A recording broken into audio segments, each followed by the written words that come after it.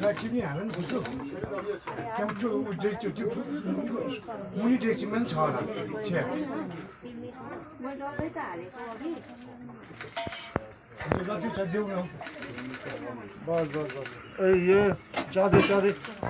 বলছি এটা কি হলো?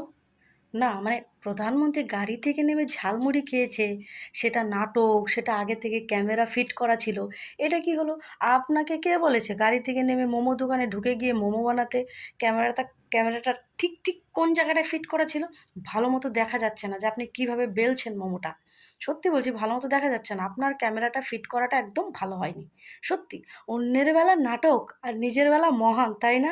সত্যি মানে একদম কলতলার লেভেলে চলে গেছে। এদেরকে মন্ত্রী লেভেল বা মুখ্যমন্ত্রী বা আমাদের আইডল মানাই সম্ভবই না। একদম কলতলার ঝগড়ুটে মনে হয় এখন।